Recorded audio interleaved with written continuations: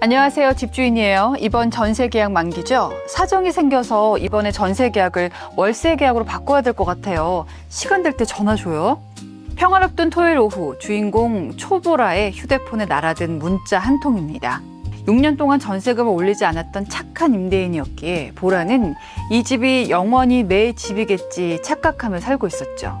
하지만 자본주의 현실은 냉정합니다. 월세로 바꾸든지 아니면 다른 집을 알아보라는 말에 평화는 순식간에 깨지고 맙니다. 안녕하세요. 도도한 서재 조수빈입니다. 돈 얘기 뒤에 찾아오는 피로감에 시달리고 계신 분들, 남들 시선을 휘둘려서 내 삶을 잃어버린 분들, 그리고 진짜 내 삶의 주도권을 내 공간으로 갖고 오고 싶은 우리 청춘들, 지금부터 저와 함께요, 이 자본주의 생존 소설 속으로 들어가 보겠습니다.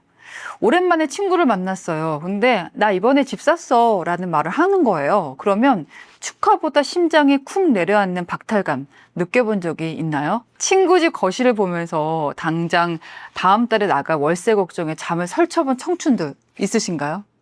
있으시대요. 오늘 제 이야기를 좀 잘 따라와 보시기 바랍니다. 지난번에 제가 청춘의 투자 컨텐츠를 올렸더니 수많은 사회 초년생분들이 절절한 고민을 댓글로 나눠주셨거든요. 제가 그 글들을 읽으면서 제가 그래도 40대니까 인생 선배잖아요. 일종의 사명감도 생기더라고요. 내가 만약 지금의 이 기억을 가지고 다시 20대로 돌아간다면 무엇부터 시작할까? 저는요, 일단 주식도 주식인데 일단은 인스타그램용 해외여행은 집착하지 않을 것 같아요. 원래 그러기도 했고, 원래 집착을 안 했고, 제가 일단 다 지워버리고, 오늘 제가 들고 이 책 속에 나오는 나의 첫 번째 부동산 노트를 식탁에 딱 펼쳐놓고 한 줄 한 줄 적어 내려갈 것 같습니다. 제가 20대라면. 부끄러운 고백이지만요, 저 역시 20대 시절에는 부동산에 대해서 아무것도 모르는 까막눈이었어요. 그러다가 우연한 기회에 30대에 첫 집을 사게 됐었는데요.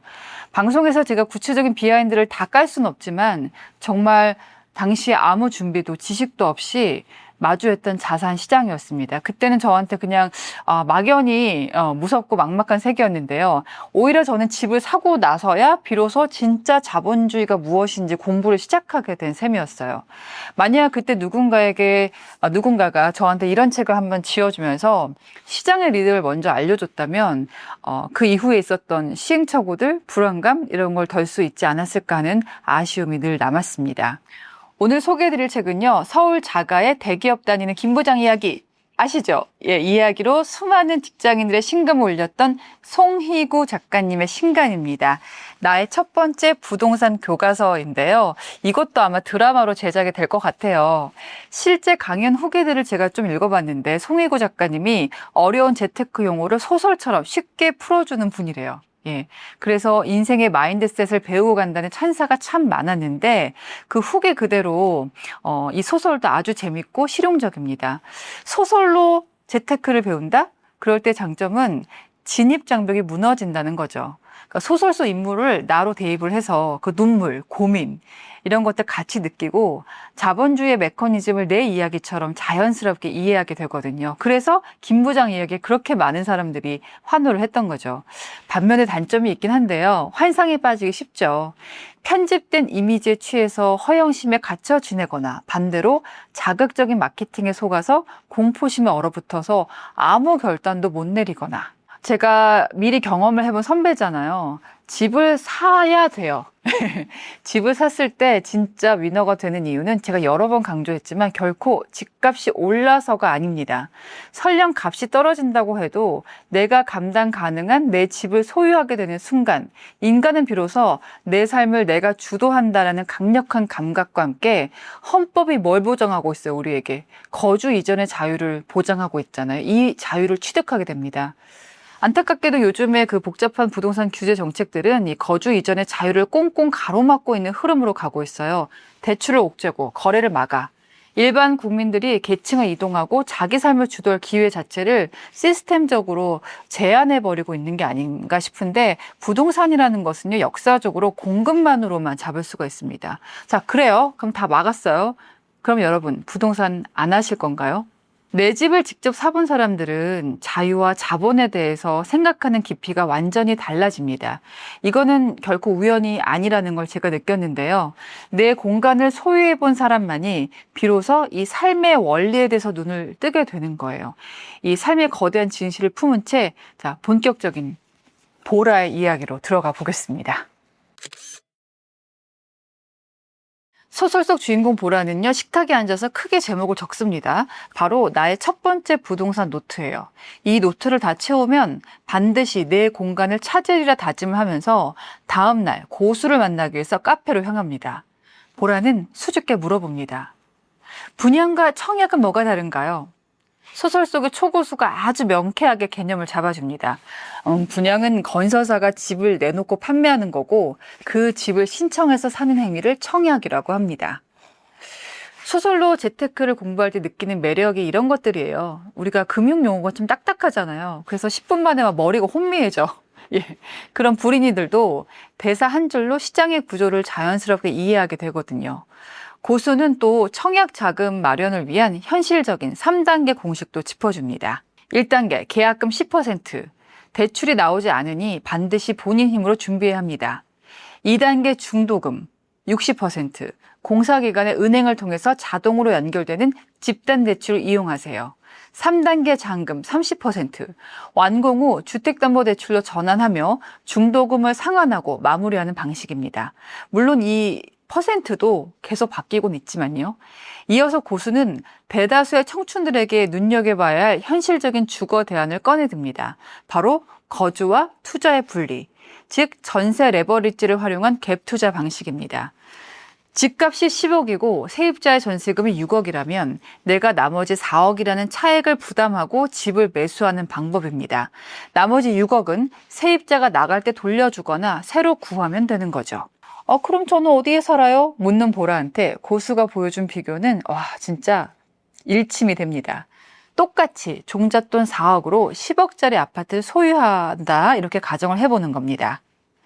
대출을 가득 받아서 직접 실거주를 하면 매달 원리금 상환으로 무려 300만 원이 통장에서 빠져나갑니다. 매달 버는 월급의 상당 부분이 은행 이자로 묶이게 되는데요. 반면에 내가 그 집을 전세를 끼고 사두고 정작 자신은 보증금 5천에 월세 70만 원짜리 저렴한 아파트에 거주를 분리하면서 살아가라는 거예요. 그러면 고정비는 한 95만 원 선에서 방어가 됩니다. 매달 무려 200만 원의 현금을 더 아껴서 저축할 수가 있으니까 자산이 불어나는 속도가 더 빨라지겠죠. 물론 여기서 소설 형식 재테크의 아쉬운 한계도 있습니다. 많은 청춘들이 인스타그램 속 편집된 이미지에 취해서 300만 원짜리 명품 매트리스, 무채색 인테리어 이런 강박을 포기를 못 하잖아요. 여기서 뭐라고 하냐면 인테리어는 가치 상승이 아닌 가치 보완의 수단일 뿐이니까 철저하게 매매가의 최대 5% 이내로 제한하라. 이렇게 수치를 제안해줘요. 고수의 이 냉정한 조언은요, 소설이 주는 환상을 걷어내고 우리를 다시 차가운 실거래가 데이터 앞으로 데려다 놓는데요.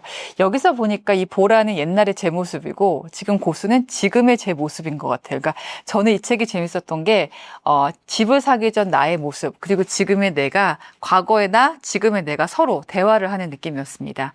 여러분 어떻게 하고 싶으세요? 실거주 만족에 무게를 두실 건가요? 아니면 주거 안정성은 좀 떨어지더라도 자산의 효율성을 극대화하실 건가요? 이거는 정답이 있지는 않다고 생각해요. 저도 거주와 투자를 분리한 다음에 그 다음에 거주를 하게 됐거든요. 오롯이 본인의 성향인데요. 이 가치관에 따른 선택과 대응의 영역이라는 점도 말씀을 드립니다. 여러분이요, 주인공 보라라면은 아까 제가 말씀드렸던 그 노트 위에다가 어떤 숫자를 써보시겠습니까? 소설 속 주인공 보라는 초고수의 설명을 듣다가 의문이 생깁니다. 같은 동네에 필요한 투자 금액이 비슷한 구축 아파트, 신축 아파트가 있어. 그럼 어디를 가야 되냐? 이런 질문이었죠. 초고수는 현재 시장의 가격이 그 아파트가 가진 현재 가치뿐만 아니라 미래 가치까지 정확하게 선 반영하고 있다고 말을 합니다. 보라는 아니 그래도 가격이 더 저렴한 구축 아파트에 전세 수요가 더 많이 몰리지 않을까요? 라고 묻지만 시장 참여자들은 단순히 절대적인 가격만 보는 것이 아니라 주차나 커뮤니티 같은 살기 좋은 상대적인 옵션의 가치를 꼼꼼하게 비교해 본다는 거예요. 그러니까 구축의 전세가가 신축에 비해서 왜 유독 낮게 형성되느냐? 그게 바로 여기에 있죠. 빈동님들, 저도 여기서 한번 혼수를 좀 둬볼게요. 현장을 돌아다녀 보면 구축이라고 해서 다 똑같지 않죠. 오래되고 낡아서 지금은 살기 팍팍하지만 향후 대규모 재개발이나 재건축을 통해서 새 아파트로 완전히 탈바꿈한 호재를 품은 구축들은 얘기가 다릅니다. 단순히 신축 구축의 문제가 아니라 구축도 신축이 될 구축을 찾으라는 거예요. 그러니까 지금은 보면은 외관 페인트가 벗겨지고 이중 주차를 해야 돼. 스트레스를 받아. 근데 신축이 될 가능성이 높은 구축들이 있거든요. 그건 귀한 몸이에요. 이거를 미리 알아보고 선점하는 악목이 있다면 충분히 좋은 대안도 될 수 있습니다. 시장은요, 결국 그 미래의 가치까지 계산해서 매매가를 밀어 올립니다. 문제는 우리 헌법이 보장한 거주 이전의 자유가 지금의 복잡한 규제 정책으로 인해서 가로막혀 버리고 있다는 사실인데요.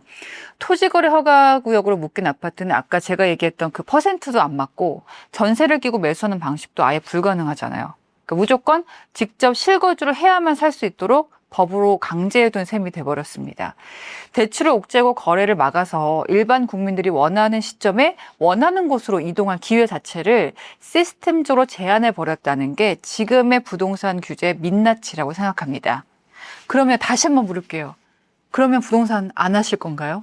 소설 속의 초고수는 말합니다. 시세 상한선, 즉 한계 시세를 결정하는 궁극적인 요인은 결국 그 지역 주민들의 소득 수준 그리고 자산 규모라고 말입니다.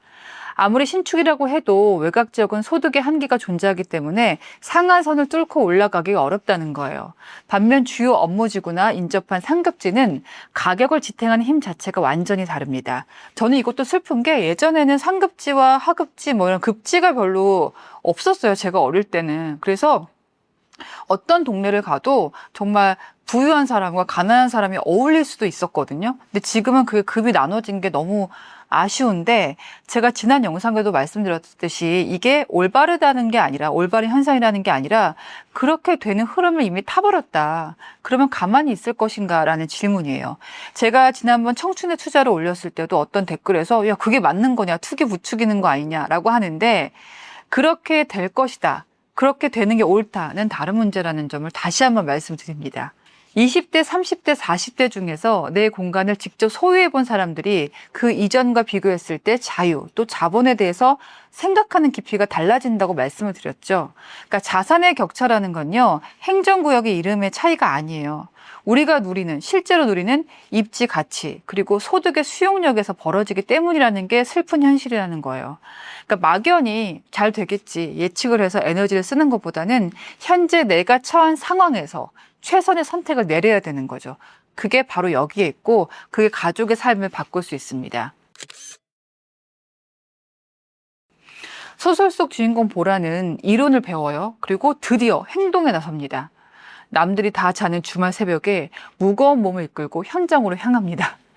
지도에서 볼 때는 역에서 5분 거리였는데 직접 걸어보니까 끝도 없는 가파른 언덕길에 숨이 턱 밑까지 차올라. 또 지상에 빽빽하게 얽혀있는 이중 주차 차량들을 보면서 사람들이 이래서 신축 평지 대단지에 열광을 하는구나. 이걸 체감을 하게 됩니다. 사실 저도 초보자 때 임장을 많이 했었는데 현장에 나가기까지 가장 큰 발목을 잡는 게 어떤 공포심이에요. 아마 여러분도 스마트폰만 켜면 매일 마주하는 장면들이 있잖아요. 썸네일에 핵폭발 장면을 그려놓고 당장 집 다 팔고 도망쳐 이렇게 외치는 하락론자들이 있잖아요. 제가 사실은 개인적으로 좀 안 좋게 보는 그 부류가 있습니다. 정작 본인들은 인프라 좋고 학군 좋은 강남 핵심지에 똘똘한 한 채를 들고 살면서 대중들을 향해서는 이제 집값 폭락할 거니까 절대 사지 말고 기다리세요. 공포를 조장하는 사람들이에요. 행여 그분들이 집을 소유하고 있지 않더라도 그런 컨텐츠를 통해서 번 돈으로 부자가 되고 있잖아요. 이쯤 되면 이런 사람들의 조언에 정말 순수한 의도가 있는 건지 좀 의심해 볼 필요도 있습니다. 제가 뉴스 앵커를 할 때는 수많은 경제 지표들을 얘기하잖아요. 그리고 부동산 대책 기사를 직접 읽었습니다. 그때는 그 원고만 읽다 보니까 저 역시 시장이 막 무너질 것 같아. 공포에 질리곤 했습니다. 근데 제가 실제로 집도 사고 팔고 해봤잖아요. 그리고 제가 투기한 거 아니거든요. 정말 실거주한 집이었거든요. 세상에 어떤 중개업소 문을 직접 두드려 봤어요. 저는 진짜 집 살 때 부동산에 매일 출근했거든요. 그러면 미디어 속 세상과 진짜 세상, 그 세상 속의 바닥 민심은 완전히 다르게 굴러가고 있다는 걸 느낄 수가 있을 테니까 여러분 썸네일 보고 투자하지 마십시오. 우리가 매일 사 먹는 김밥값이 옛날로 돌아갈 수 있을까요? 인플레이션 사회에서 자산의 우상향은 슬프지만 거스를 수 없는 순리입니다. 부동산은 신의 영역에 가까운 예측을 하는 곳이 아니고요. 내가 가진 예산 안에서 최선의 대안을 찾아서 결단하는 선택과 대응의 영역입니다. 다만 내가 감당할 수 있는 수준에서 레버리지를 일으켜야 된다는 말씀은 계속 드리고 있어요. 소설 속 초고수는 보라에게 아주 중요한 기준을 하나 짚어줍니다. 단순히 지하철역이 가까운 게 중요한 게 아니라 역에서 집까지 걸어가는 동선의 질이 시세를 결정한다는 진실입니다. 매일 퇴근하고 집으로 돌아가는 그 동선이 얼마나 직관적이고 안전하게 정돈되어 있느냐에 따라서 실제 거주할 때 만족도, 또 나중에 집을 팔 때 환금성, 이게 완전히 달라집니다. 제 개인적인 경험으로는 제가 제 개인명으로 집을 2번 정도 이제 바꿔봤는데 둘 다 역에서 멀거든요. 근데 저는 직접 가본 결과 역에서 멀었는데 가는 길이 정돈이 되어 있었어요. 예, 아니면 다른 아파트 단지를 관통한다든지. 그러니까 실제로 가보는 게 중요한 거예요. 또는 역에 완전히 붙어 있지만 그 옆에 쓰레기장이 있다든지 그런 곳도 있었습니다.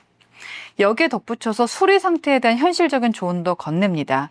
인테리어가 깔끔하게 된 매물이 있어. 그리고 수리가 전혀 안 된 매물이 있어. 그 가격 차이가 생각보다 크지 않다면 무조건 수리가 잘 된 매물을 잡는 게 이득이라는 겁니다. 직접 업체를 알아보고 공사를 진행해봐요. 그러면 시간 낭비, 스트레스, 또 자재비, 인건비 상승, 요즘에 인테리어 하는 거 정말 많이 비싸졌거든요. 이거를 다 계산을 해봐요. 그래서 차라리 그 비용을 매매가에 묻어두면 나중에 양도세를 계산할 때도 혜택을 받을 수 있거든요. 소설 속에 이런 문장도 나옵니다.